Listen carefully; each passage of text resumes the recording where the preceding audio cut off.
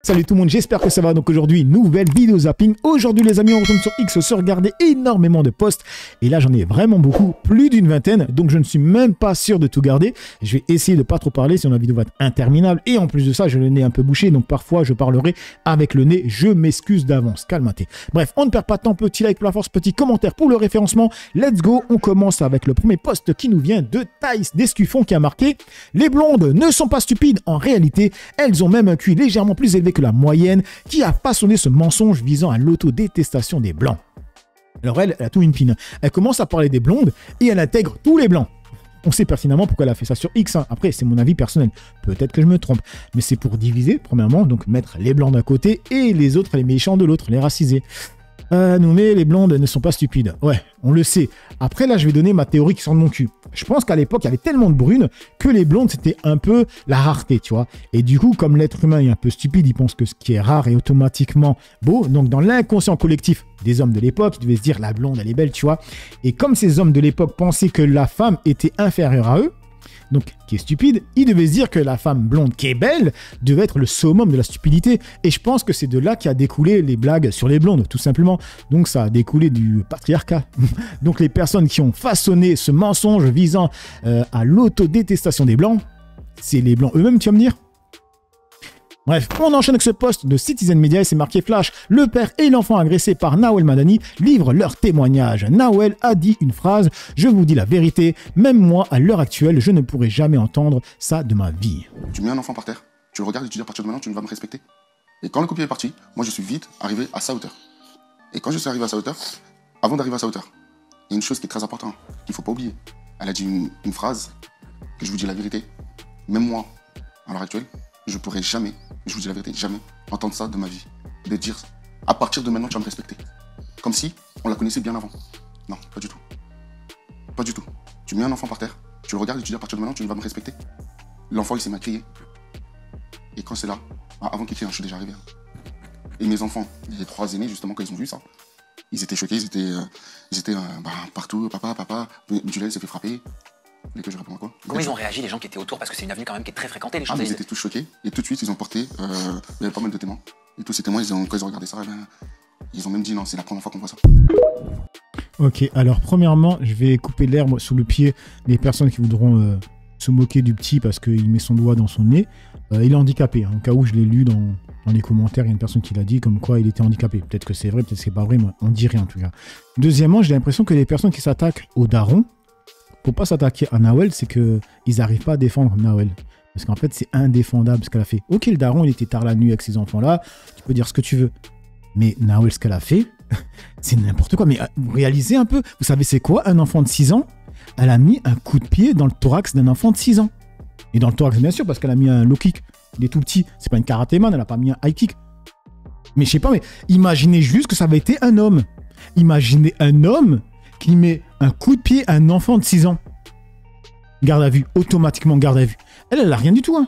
Elle a rien du tout. Donc les gens qui sont là en train de s'attaquer au daron et qui disent rien sur Nawel Madani, redescendez sur terre, sérieusement, redescendez sur terre. Et on enchaîne avec ce post de W9 et c'est marqué: il me reste 1,68 €. J'avais vidé 165 000 € en 2 ans. De leurs mots, se confie à cœur ouvert sur les gros problèmes financiers qu'il a rencontrés. J'ai pas travaillé pendant 2 ans avec mes bêtises et j'avais mis pas mal d'argent sur des comptes, que des vies, machin, nanana. Et en gros, je te dis la vérité, déjà pour me soigner, ça m'a coûté 70 000 € pour me soigner.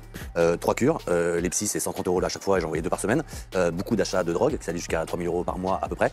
J'avais, donc je me souviens à peu près 150 000 € sur mon compte. Et en 2 ans, j'ai tout vidé aussi parce que je voyais des garçons, genre payer des hôtels, j'étais complètement défoncé, des machins et tout ça. Et un jour, je me souviens très bien, la banque m'appelle et me dit monsieur Delormeau, vous avez 20 000 € de découvert. Pardon, tout de suite, je vais sur mon dernier livret A et je passe les 20 000.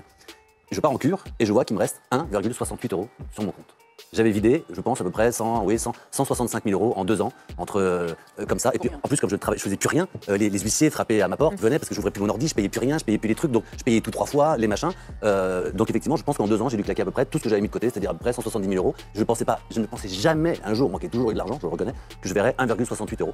J'ai été voir mon banquier, et je lui ai dit qu'est-ce qu'on fait. Il m'a bloqué tous mes emprunts pendant 6 mois à peu près. Ok, du coup, ça dit quoi dans les commentaires? Il reste 1,68 € à des millions de Français tous les fins de mois. Et on enchaîne avec ce post de Jeff Hugo. Et là, vous allez voir la manipulation sur X. C'est du même niveau que Jean Messia. Jean Messia, il adore prendre des séquences comme ça et raconter de la merde dessus. Donc là, on voit clairement que c'est un compte de facho. Donc il a marqué dans le métro, ce migrant refuse que des blancs rentrent dans le même wagon que lui. C'est bizarre, on nous a toujours dit que le racisme anti-blanc n'existait pas. Regardez la séquence.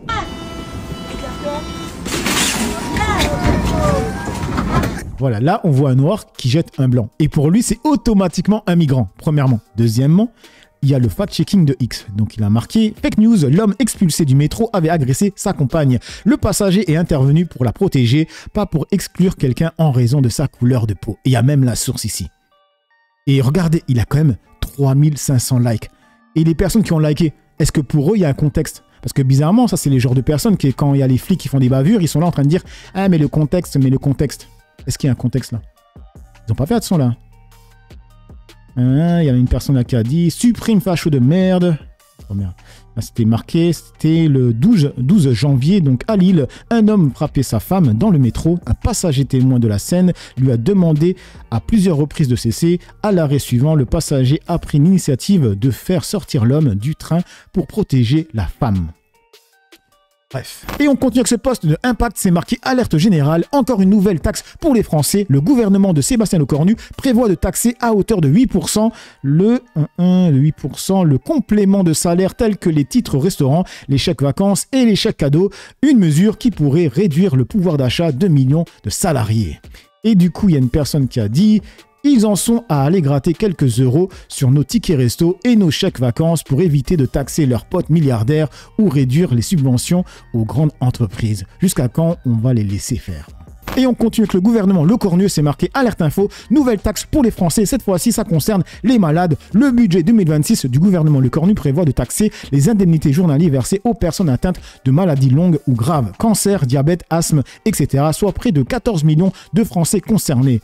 En plus, le gouvernement veut doubler les franchises médicales de 2 à 4 euros chez le généraliste, de 1 à 2 euros sur les médicaments et faire passer le plafond annuel de 50 à 100 euros. Il prévoit aussi une taxe de 2,05% sur les mutuelles santé qui pourrait faire grimper les cotisations pour les assurés. Les sources, c'est Charente Libre, La Tribune et Le Monde. Et là, il y a même les liens, je vous les mets dans la barre d'information pour ceux qui sont intéressés. Donc, dès qu'on parle de taxer un peu mieux les riches, ou au minimum faire respecter les taxes qu'ils fraudent, ça pleure, mais ils n'hésitent pas à taxer les malades, c'est ça ? Et on enchaîne avec le poste de Mathieu Vallée qui a marqué une dinguerie judiciaire à Avignon. Une magistrat refuse de poursuivre les outrages et rébellions si les policiers n'activent pas leur caméra piéton. Bonjour à tous, je vais vous alerter sur une nouvelle dinguerie judiciaire. J'ai appris qu'à Avignon dans le Vaucluse, on avait une magistrate qui seule a décidé que désormais, si les policiers n'activent pas leur caméra piéton en cas d'outrage et rébellion, et tout simplement les auteurs ne seraient pas poursuivis. Ça veut dire que les voyous qui insultent et qui violentent les policiers et dont le policier n'a pas activé la caméra piéton lors de l'intervention, tout simplement ça sera zéro poursuite, zéro suite et donc zéro prise en compte de la qualité de victime des policiers. Alors c'est pas comme si qu'aujourd'hui on avait eu en 2024 6258 policiers qui ont été blessés, ce sont les chiffres de l'inspection générale de la police nationale qui ont été rendus publics récemment, et surtout il y avait de la paperasse, il y avait une présomption de culpabilité qui pesait sur les policiers qui chaque jour chacun risque leur peau pour nous protéger. Cette magistrate, elle a décidé, en dehors de tout code de procédure pénale, en dehors de tout quoi voté par le Parlement, de dire si vous activez pas votre caméra piéton, il n'y aura pas de suite judiciaire si vous êtes insulté et violenté. Je rappelle que ces caméras piétons dont l'administration dote les fonctionnaires de police, parfois elles ne fonctionnent pas parce que la batterie n'est pas puissante, parce qu'il y a des incidents techniques et surtout parce que l'instruction ministérielle dit tout simplement que les policiers ont encore le droit de décider s'ils activent ou pas leur caméra piéton. Donc il faut arrêter de les prendre pour des gamins, il faut arrêter cette idéologie gauchiste qui vise à dire que la parole du policier est l'égale de la parole du voyou. Pour moi, la parole du policier sera toujours supérieure par rapport à celle du voyou. Moi je crois toujours avant tout les policiers qui, je le rappelle, s'ils marquent des conneries sur un procès verbal, peuvent être poursuivis pour une faute en écriture qui est sanctionnée de 15 ans de réclusion criminelle, alors que quand les voyous mentent ou que les voyous ne disent pas des choses correctes sur des procès verbaux d'audition, ils ne risquent rien. Voilà. Donc il y a déjà un deux poids deux mesures procédural, il y a déjà un deux poids deux mesures dans la prise en compte des victimes par rapport aux voyous. Et donc aujourd'hui notre système est déjà fait avant tout pour les voyous avant les victimes. Donc il faut protéger nos policiers et c'est pour ça que je dis il faut que ces policiers, dès qu'ils se déclarent victimes, qui font un procès verbal évidemment, qui retrace l'intervention qu'ils ont vécue, ils doivent être protégés et par leur administration et par la justice. Encore une fois, je vais saisir le ministre de la Justice pour savoir ce qu'il pense de cette instruction solitaire d'un magistrat du parquet d'Avignon, parce que la politique pénale en France est la même partout pour tous et singulièrement pour nos policiers et nos gendarmes. Ok, du coup il y a Antoine Léaumont qui a dit, qui lui a répondu, c'est sans doute peut-être en capacité de vérifier que les policiers ont eux-mêmes respecté la loi et leur code de déontologie. Vous dites sans arrêt qu'on n'a rien à craindre des caméras quand on n'a rien à se reprocher. Alors que craignez-vous ? On continue avec ce poste de Alerte Info et là c'est avec Manuel Bompard, c'est marqué « Vous allez me faire un doigt d'honneur en sortant du plateau à lancer Bruce Toussaint à Manuel Bompard. » Ça y est, ils vont plus le lâcher maintenant. Donc vous condamnez les exécutions je peux le dire 10 fois si vous voulez, parce que je sais pas, vous voulez faire croire que je pourrais ne pas les condamner? C'était pas aussi clair, pardonnez-moi. Ah bah si, c'était très clair. On m'a demandé si je partageais cette condamnation et j'ai dit que je la partageais évidemment. Alors évidemment, voilà, c'est clair, monsieur Toussaint, non? Qu'est-ce que vous en pensez? Qu'est-ce qui se passe à la fin? Vous allez me faire un doigt d'honneur en sortant du plateau? mais Qu'est-ce qui se passe là? Je me suis juste permis de vous poser une question. Non, monsieur Toussaint, pardonnez-moi, j'ai donné une réponse très claire à monsieur Gindre et vous essayez de faire croire qu'il y aurait une ambiguïté dans ma réponse. Donc il n'y en avait aucune. Je pense qu'il y a surtout beaucoup de nervosité de votre part. Et il n'y a pas de nervosité, mais je ne comprends pas pourquoi quand je vous dis évidemment, vous essayez de faire croire que ce n'est pas clair. Du coup, ça dit quoi dans les commentaires? Voilà des méthodes qui permettent de le faire croire. Ben, nous, on attend la vidéo de Manuel Bompard, hein, parce qu'il a dit qu'il avait une vidéo. Les médias deviennent de plus en plus prévisibles quand ils interrogent un membre de LFI. On dirait un accord généralisé de les traiter différemment que les autres invités. C'est dingue, ça, cette paranoïa médiatique créant un 2 poids 2 mesures. Tellement clair que ça lui arrache le cul de le dire manifestement. On enchaîne avec ce poste de caisse de grève, c'est marqué donc, si j'ai bien compris, à gauche, un doigt d'honneur évident, incontestable, irréfutable, à droite, pas du tout un salut nazi, mais alors pas du tout, oh là là, qu'est-ce que vous allez imaginer? On enchaîne avec ce poste de Impact, c'est marqué insolite, ce n'est pas une blague, Michel Fournier a appris qu'il était nommé ministre délégué chargé de la ruralité dans le gouvernement Le Cornu en regardant la télévision dimanche soir. C'est une blague. Moi j'ai appris ça dimanche soir. Hein. Comment ça? Ben t'apprends dimanche soir. À la télé? Oui. Que vous êtes nommé ministre? Oui. Monsieur Le Cornu, vous n'avez pas prévenu? On avait discuté 2 jours avant, mais il y avait rien. Non, j'étais prévenu. Non, c'est la télé.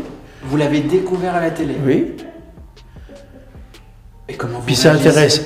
Comment je réagis? Bah voilà. Ma femme était très intéressée puisqu'elle regardait un film sur une autre télé. Cette séquence, elle aurait pu être dans Groland, les mecs. Il y en a un, il a dit, au début, j'ai lu Michel Fournier. La même chose. Et le pire dans tout ça, c'est que j'étais même pas étonné. On enchaîne avec ce poste de Sofiane qui répond à France Unie en disant « Ils sont fous, fous, fous ».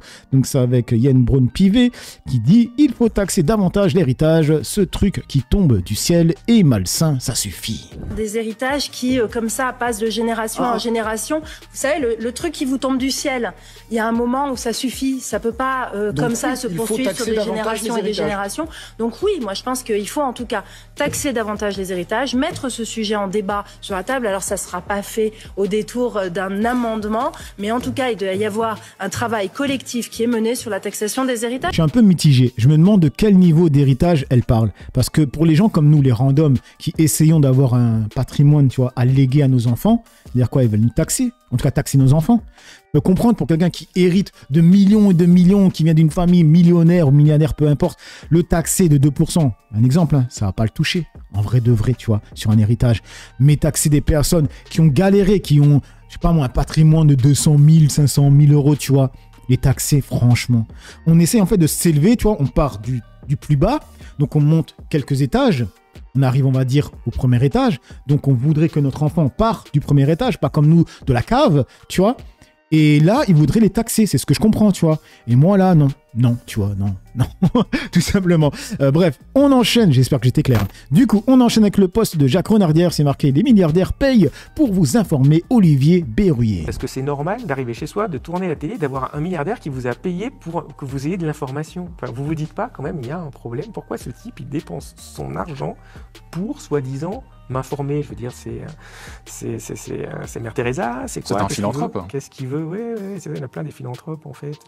Mais si vous considérez que l'information c'est important, et moi je pense que c'est important pour plein de raisons, que ce soit pour des raisons je dirais, de principe, pour des raisons de vivre dans un système démocratique, pour aussi ses propres intérêts, pour comprendre ce qui se vote, ce qui se décide, ça a aussi des impacts sur votre travail, sur votre condition de vie, sur vos revenus, sur l'avenir de vos enfants, etc. etc. Eh bien, s'informer, et normalement, il n'y a pas de raison que ce ne soit pas raisonnablement mais payant. Et on continue avec ce poste de Claire Jacquin qui a marqué l'économiste Michel Zemmour Zemmour démonte le budget, c'est une boucherie sociale. Mais c'est un budget très dur socialement, il y a un certain nombre de mesures qui ont été montrées. Je pense par exemple au gel des minima sociaux et au gel des prestations sociales. En France, on a un taux de pauvreté qui est assez élevé chez les enfants, il est de plus de 20%. C'est-à-dire qu'il y a un enfant sur 5 qui vit au-dessus du seuil de pauvreté. Et on sait que mécaniquement, le gel à la fois des allocations familiales et du RSA ou de l'AH ont augmenté ce taux de pauvreté en général et chez les enfants. Donc il y a des éléments sociaux extrêmement durs. Les mesures qui sont sur l'assurance maladie, et je pense en particulier aux franchises médicales, c'est aussi une baisse de pouvoir d'achat très direct sur les malades, c'est de l'ordre de 2 milliards d'euros. Et donc c'est aussi une mesure importante. Et puis dans les éléments durs, alors c'était pas dans la présentation, mais finalement c'est peut-être ce qu'il y a de plus inquiétant pour le long terme, il y a l'austérité dans les services publics. On a par exemple du côté de l'école des difficultés de recrutement. On a une école publique qui est vraiment en crise. On a, je crois qu'il avait été calculé que les enfants au long de leur scolarité dans certains départements perdent une année pour cause d'absence d'enseignants. On n'arrive pas à recruter des enseignants. Et là, dans le cadre du budget, on reste avec des rémunérations des enseignants qui sont gelées. On n'a pas de recrutement supplémentaire. Ok, ça dit quoi dans les commentaires? Mais il n'a pas eu le prix Nobel de l'économie, donc c'est du vent. Avant d'être économiste, il est militant. Il a déjà reconnu ce fait. Quand il parle, il faut l'avoir en tête. Et on enchaîne avec le post de Pierre Chenet qui a marqué sur France Inter: Marine Le Pen humilie un électeur RN qui se plaint de son refus de l'Union des droites. Embrassez Éric de ma part. J'ai dans mon cabinet 2 anciens électeurs de Mélenchon et je suis élu d'une circonscription sociale communiste. Oui, je suis très en colère contre Madame Le Pen parce que je suis un électeur de Madame Le Pen, d'accord? Et Madame Le Pen, je vous ai senti extrêmement mal à l'aise au début de l'interview. Alors les socialistes ont fait très fort, je suis désolé de vous le dire. Ils ont fait un coup politique. Ils ont réussi, Madame, ce que vous n'avez pas réussi à faire, suspendre la réforme des retraites. Je me souviens toujours de votre affiche rouge, en rouge sur fond blanc, non à la réforme des retraites. Elle est pour l'instant, elle est suspendue jusqu'en 2027. Alors, je vais vous donner un conseil, Madame. Occupez-vous d'autre chose, puisque votre boussole, c'est les Français. Vous l'avez dit, vos députés l'ont dit, vous l'avez répété à l'envi. Je vous propose un autre combat, l'union des droites. Je vous signale que si votre boussole est bien au point, nous sommes 82% à la vouloir. Voilà. Okay. Et ensuite, merci. Vous embrasserez Éric de ma part. Hein. Pardon? Vous embrasserez Éric de ma part. Et quel Éric? Ah, pas du tout, Madame. Pas Éric Ciotti, parce que pour le coup, l'alliance nous l'avons faite, mais Éric Zemmour peut-être. Pas du tout. Mais bon, elle se fout gentiment de ma gueule, ça je l'ai bien compris, parce qu'elle n'a pas beaucoup d'autres arguments. Occupez-vous de l'union des droites, Madame. Ok, le message est passé. Il y a des vrais faux suspects. C'est pas faux, c'est ce que je vous dis souvent. Quand quelqu'un vous insulte, on se moque de vous, mais en fait c'est qu'il n'a pas d'argument, tout simplement. Et puis il y a des vrais faux électeurs du Rassemblement National. Bref, mais je ne suis pas historiquement opposé à l'Union des droites. Je n'y crois pas. Bah oui, je suis pour l'Union nationale. Ouais. Je suis la dernière gaulienne peut-être de la vie politique française. Vous vous souvenez que le général de Gaulle déjà à l'époque disait que la droite et la gauche étaient des étiquettes qui étaient largement dépassées. Je pense la même chose que lui. Je pense que c'est l'intérêt national qui compte. Je pense qu'on ne regarde pas d'où viennent les patriotes. Ils peuvent venir de droite, ils peuvent venir de gauche. Et encore une fois, je vous rappelle que j'ai dans mon cabinet 2 anciens électeurs de Jean-Luc Mélenchon et que je suis moi-même député d'une circonscription qui a été durant 80 ans socialo-communiste. 88% de vos sympathisants souhaitent cette union. Ok, et on passe sur le poste de l'Insoumission qui a marqué: avec ses 10 refus de censure, le RN a fait passer une hausse de 60% des taxes sur l'électricité. Manuel Bompard rappelle les méfaits du RN et de Marine Le Pen. Ce sujet-là et dans ce propos-là, vous dites exactement la même chose. D'ailleurs, lui-même. Je ne dis pas la même chose, je vais vous dire pourquoi. Non, mais il dit revenir au peuple, c'est quelque chose de mais je vais vous dire pourquoi noble et salutaire. C'est que moi, dans ce retour au peuple, je pense que la bonne solution, la meilleure solution, c'est l'organisation d'une élection présidentielle anticipée et le départ du président de la République. Parce qu'en 5e République, moi je combats la 5e République, je suis pour passer à la 6e, mais en 5e République, c'est l'élection présidentielle qui est la clé de voûte. C'est là où se tranchent les questions fondamentales, les grands sujets. Et M. Bardella refuse. Madame Le Pen refuse la perspective de destitution du président de la République. À 2 reprises à l'Assemblée nationale, le Front national, le Rassemblement national a empêché la motion de destitution du président de la République. Quand il parle d'une éventuelle démission, c'est véritablement l'effet... Mais alors madame, pourquoi ils n'ont pas voté cette motion de destitution? Il ne faut pas juste en parler sur les plateaux de télévision. Quand on a la possibilité de le voter à l'Assemblée nationale, il faut le faire. La vérité, vous savez ce que c'est? C'est que le Rassemblement Jordan Bardella parle de vos 2 partis comme des partis ayant une position claire sur ce qui peut advenir. Je pense que notre position est claire. Celle du Rassemblement national ne l'est pas. D'abord, à 10 reprises cette année, le Rassemblement national a refusé de censurer le gouvernement de François Bayrou. Par esprit de responsabilité, disent-ils, à ce moment-là. Mais dans le budget de M. Bayrou, il y a eu par exemple l'augmentation des factures d'électricité. Ça, c'est de la responsabilité du Rassemblement national. Quant au refus de la destitution du président de la République, la vérité, c'est que le Rassemblement national veut seulement des élections législatives anticipées. Pourquoi? Parce que son objectif, c'est à l'issue de ces élections de pouvoir voter une loi d'amnistie pour que Mme Le Pen puisse être candidate à nouveau à l'élection présidentielle. C'est ça leur vraie motivation. Alors quand Mme Le Pen sauver le soldat, si je puis dire, la soldate Marine Le Pen. Alors quand Mme Le Pen nous dit je suis la seule à penser aux Françaises et aux Français, franchement, elle se moque bien du monde. La vérité, c'est qu'elle pense à elle-même et seulement à elle. Ok, ça dit quoi dans les commentaires? Quelle paix, Mabrouk.